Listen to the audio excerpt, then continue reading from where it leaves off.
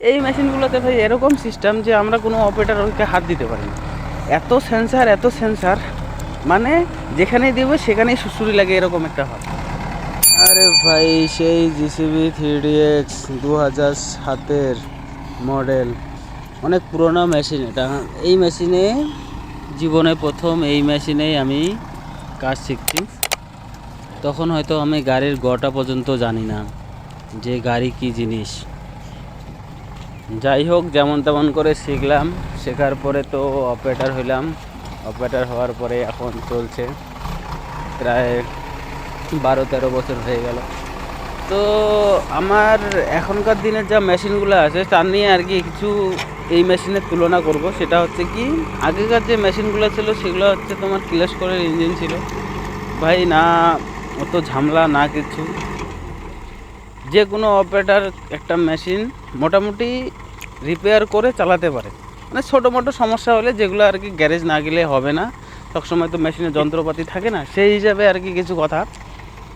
তো ভাই আমি এখনকার দিনে যেগুলো মেশিন দেখতেছি, BS4, BS5, BS6, যে মানে যত মেশিন বের হয়েছে, এই মেশিনগুলোতে ভাই এরকম সিস্টেম যে আমরা কোনো অপারেটরকে হাত দিতে পারি না।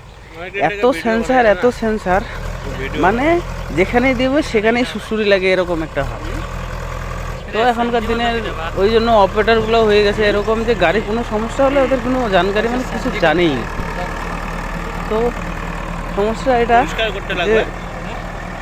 যে কোনো সমস্যা হলে গাড়ি একদম সেই জেসিবি ইঞ্জিনিয়ার বা কিছু লাগবেই, এর লাগবে।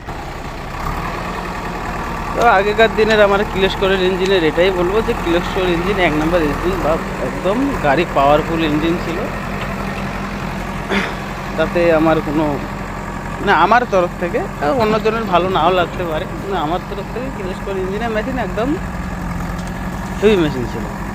তো এই মেশিনটা আজকে আমার ক্যাম্পের সামনে কাজ করছে, তা দেখে খুব ভালো লাগলো।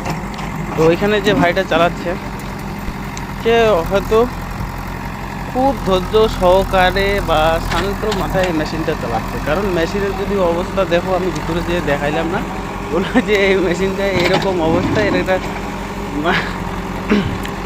কীভাবে চালাচ্ছে। তো মেশিনটা যদিও ভাইটা চালাচ্ছে একদম খুব নিখুঁতভাবে আরামসে বসে। দেখো গ্লাস সব ভাঙা আছে মেশিনটা, আর ব্যাকও অতটা স্পিড না, চলছে বাস। তো আমার চ্যানেলে প্রথম হয়ে থাকলে সাবস্ক্রাইব করবে আর পাশে থাকবে।